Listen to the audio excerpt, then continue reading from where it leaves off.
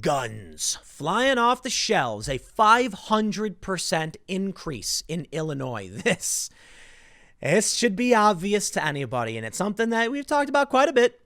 As things get crazy, you see these blue states go nuts and rush out full speed to go and buy guns. And it's not just about Illinois. Check out this story from CNN.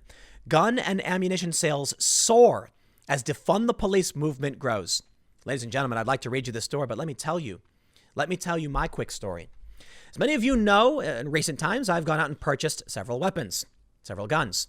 Legally, went through all the hoops. It's actually kind of difficult in New Jersey. I wouldn't, maybe difficult is the right word. Tedious, confusing. Let me just say, trying to figure out how to do it, how to figure out how to legally buy a weapon in New Jersey. It is quite annoying. But here's my advice. If you find yourself in one of these states, the best thing you can do, and I learned this, I should have done this first, is call a local gun shop. Talk to them, and they'll tell you everything you need to do very, very quickly. It's actually not that hard, even in New Jersey, which is kind of a restrictive state.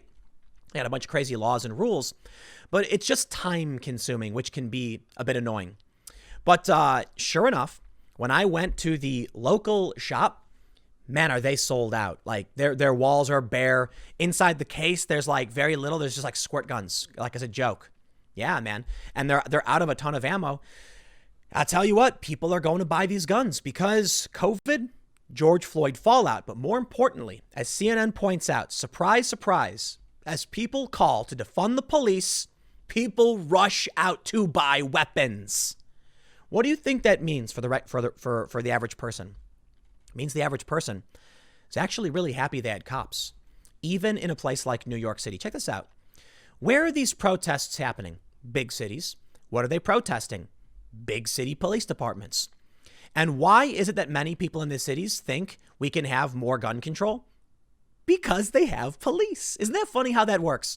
The people who live in these cities who are mad at the cops for being racist and being bigots and enforcing stop and frisk are also the same people who are like, I don't need to get a weapon because I can call the police. You see the weird conundrum here? So as the activist base starts calling for the cops to be disbanded or defunded, the other people are now like, but I need my police. And they run to the store and they go and buy guns. Welcome to the new world, man. The Second Amendment stronger than ever, I guess. Here's the story. So look, the story from the Chicago Tribune, you get it.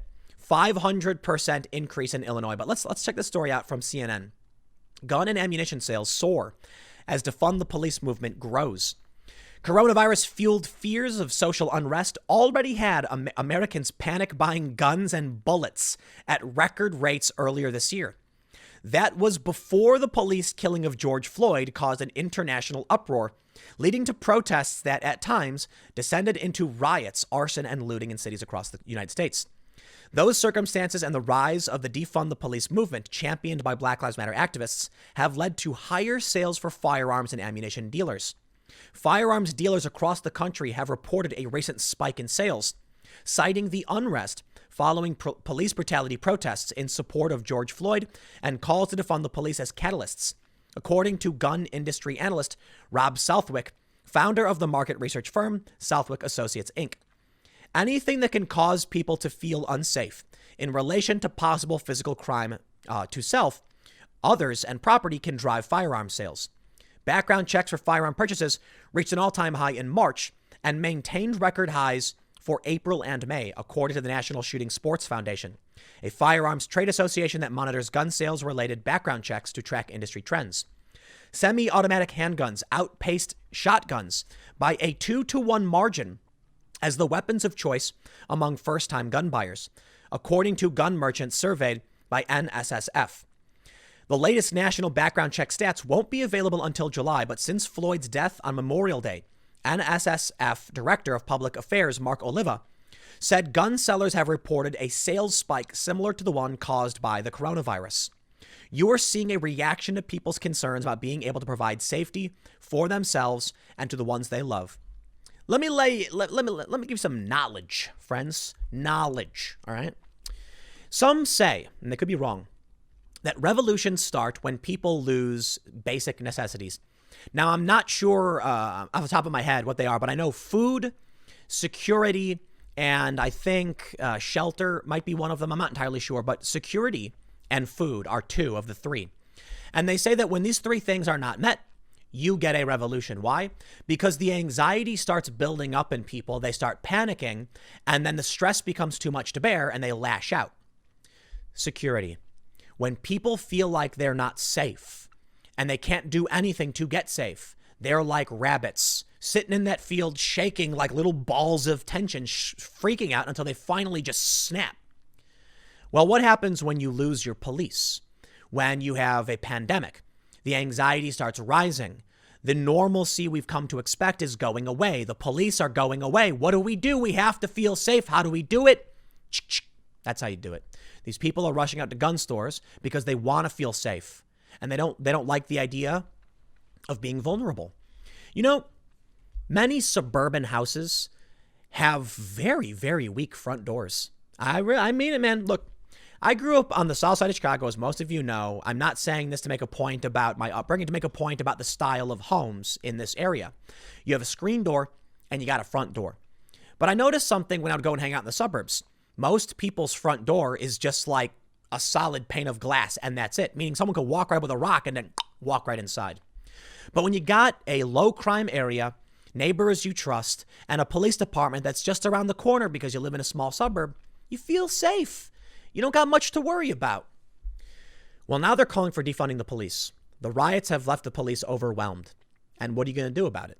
Are you going to just sit there and say, I don't feel safe and there's nothing I can do? No, you're going to do what you can to get that feeling back. And that's what people want. More than 6.5 million gun sale background checks were conducted from January 1st through April 30th, according to the latest NSSF research, which showed a 48% year-over-year rise from the same period in 2019. Firearms retailers surveyed by NSSF in May estimated that 40% of their sales came from first-time gun buyers. I definitely talked about this in the past for sure. All of us said 40% of those first-time gun buyers were women. Whoa! Wow. That's huge. A relatively high rate for that demographic group. You know why that's so huge? 68% of millennial women are Democrats. So I wonder what percentage of millennial women are going out and buying guns right now. That's hilarious. Although gun sales have been up across the country, a rise in first-time gun buyers in left-leaning states like California have helped fuel the national uptick in firearms and ammunition purchases, he noted. People are coming off the fences and the sidelines, and they're making decisions with their wallets about where they are in this debate about firearms ownership. Right here, baby. Look, this is a true story. It's like 6 months ago, I was like, I do not want any guns in my house. I don't want to be responsible for this. We're in a suburb. We got a good police department. They're right around the corner. I do not want to deal with dumb people doing dumb things. I bought some gun safes. I went out and bought some guns. I bought some ammo. You know what? It was a luxury. This was before the pandemic. It was a luxury. Everything was fine and normal. You know what we were doing on the IRL podcast? We were talking about Birds of Prey and Sonic the Hedgehog. It was normal life. Well, the apocalypse started and everyone's freaking out and crime is skyrocketing in major cities. People went around smashing windows with rocks and starting fires. The cops are being assailed in the press and vilified politically. Departments are being defunded. Cops are calling out sick. And finally, I'm like, okay, that's the last straw for me. You see, last year, I had someone try to break in my house, and I was advised, sort of, by the cops to get a firearm to protect myself because even though they can get here very, very quickly, and they did, I mean, they got here fast, man, like less than a minute. I got to be honest. Good dudes. Much respect to the cops out here. They still told me, you know, if it were me, here's what I'd do. And I'm like, that's a good point. It is. And so I can no longer sit back and pretend like I can just rely on a police department. And that's really how I felt. You know, a lot of these people try to claim that I'm a conservative really don't get it. I'm not. I really did have this worldview where I was like, I'll just call the cops. I can always just rely on the cops. I don't need this. I don't want this. Why would I want this in my home? And then everything changed when mass violence swept across the country and the police couldn't respond. And you hear all these stories. Now, the one from Virginia where the woman's in her car and they're banging on her car and she's like, what do I do? And they're like, I don't know. We can't help you. And that's when you start to realize, at least these 40% of new gun owners, 40% of women are now realizing you could be set upon by some ne'er-do-well. And you cannot just sit there and cross your fingers that the machine will come to save you. It won't. Even though I'd experienced negative things, I still thought, for the most part, I could rely on the police department.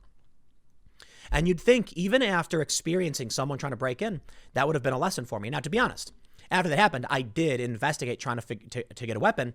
And ultimately, it was just very confusing to get it in New Jersey. So I was like, I can't deal with this. Look, I work too much. I work double shifts every day. And so I'm like, I can't do this. You know, I've got to, I focused on work. I forgot about it. And that was it. But then, to be completely honest, when COVID happened and I saw everyone rushing out and the lines out the door, I was laughing. I talked about it in videos. I still didn't go out. So finally, I did what I had to do. It took about 2 weeks. And finally, I was able to go to the store, point out the things I wanted, got some advice. Then you got to wait a couple of days for them to do the background checks and all that. And now I would say that I feel safe and secure and I feel like my home is protected. I'm very much opting for, you know, just home defense style stuff. And it's for these reasons. Everyone else feels the same way. Illinois to me is shocking because Illinois is a very, very anti-2A state. To see all these people, 500% increase in applications.